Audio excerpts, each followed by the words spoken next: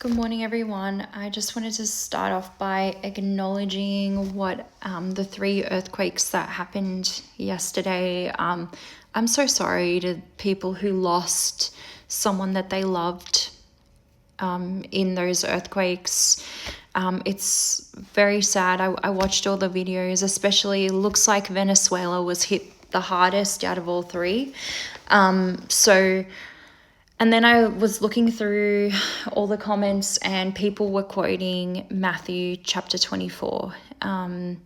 So why don't we read Mathew chapter 24 and just see what the Bible does say about events that are occurring right now. So we're going to go from verse 3, and I think I'll read right to the end of the chapter, which is to verse 51. It is a long one, but bear with me. I think there's a lot that we can learn. And I'm reading the New King James version of this. So let's get into it. So now, as he sat on the Mount of Olives, the disciples came to him privately, saying, "Tell us, when will these things be? And what will be the sign of your coming and of the end of the age?"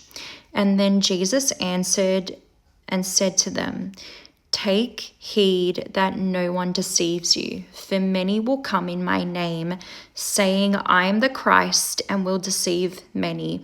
And you will hear of wars and rumors of wars. See that you are not troubled, for all these things must come to pass, but the end is not yet. For nation will rise against nation, and kingdom against kingdom. And there will be famines, pestilences, and earthquakes in various places. All these are the beginning of sorrows.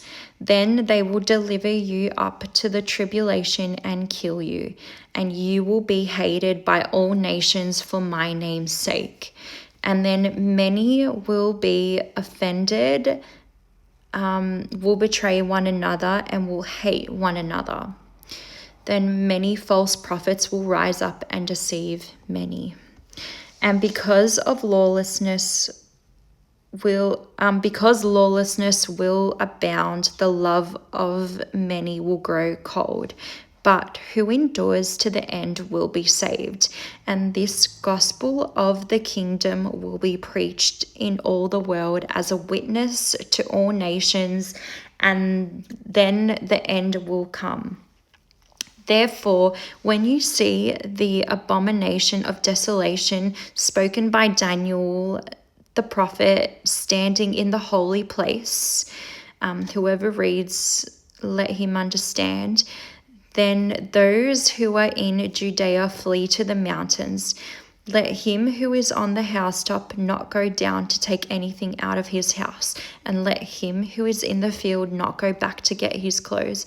But woe to those who are pregnant and to those who are nursing babies in those days, and pray that your flight may not be in winter or on the Sabbath, for then there will be great tribulations, such as has not been since the beginning of the world until this time, nor ever shall be. And unless those days were shortened, no flesh would be saved. But for the elect's sake, those days will be shortened." So the elect meaning the chosen ones of God. "Then if anyone says to you, 'Look, here is the Christ,' or 'There,' do not believe it, for false Christs and false prophets will rise and show great signs and wonders to deceive, if possible, even the elect. See, I have told you beforehand. Therefore, if they say to you, 'Look, he is in the desert,' don't go out, or 'Look, he is in another room,' do not believe it. For as the lightning comes from the east and flashes to the west, and also will the coming of the Son of Man be. For wherever the carcass is, There the eagles will gather together. Immediately after the tribulation of those days, the sun will be darkened, the moon will not give its light, the stars will fall from heaven, and the powers of the heavens will be shaken. Then the sign of the Son of Man will appear in heaven, and then all the tribes of the earth will mourn, and they will see the Son of Man coming on the clouds of heaven with power and great glory. And he will send his angels with a great sound of a trumpet, and they will gather together his elect from the four winds, from the one end of heaven to the other. Now learn this parable from the fig tree. When its branches has already become tender and puts forth leaves, you know that the summer is near. So you also, when you see all these things, know that it is near at the doors. Assuredly, I say to you, this generation will by no means pass away till all these things take place. Heaven and earth will pass away, but my words by no means pass away. But of that day and hour no one knows, not even the angels of heaven, but my Father only. But as the day of Noah were, so also will coming of the Son of Man be.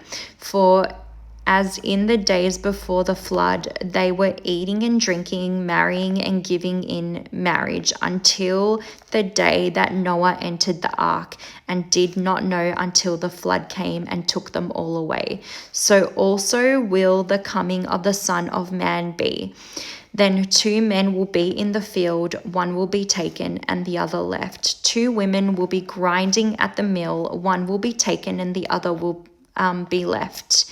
Watch therefore, you do not know what hour your Lord is coming, but know this, that if the master of the house had known what hour the thief would come, he would have watched and not allowed his house to be broken into.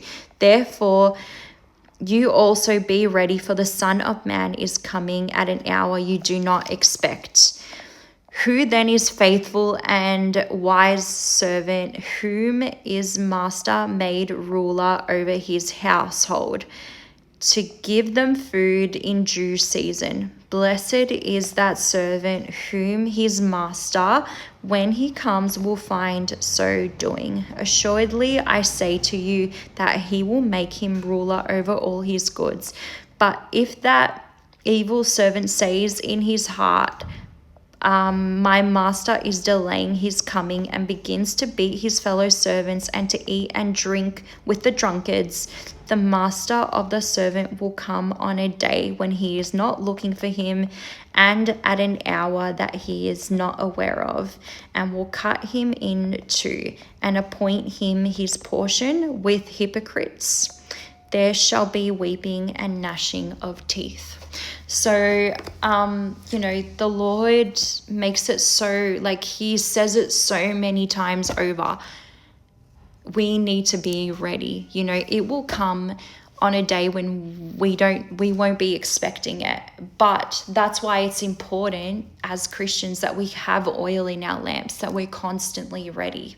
But luckily he has given us the signs. So right now we are living in the first part, wars, rumors of wars, earthquakes. But when these other signs come, like when the Great Tribulation starts, then we have to remember to be ready. It's not going to be easy for us, but we have to be ready and keep our eyes on him so that we can be part of the elect that's taken to heaven early. But yeah, I hope that this was encouraging to someone. And again, I'm so sorry to the people that lost someone in the earthquakes the other day, and may God bless you all.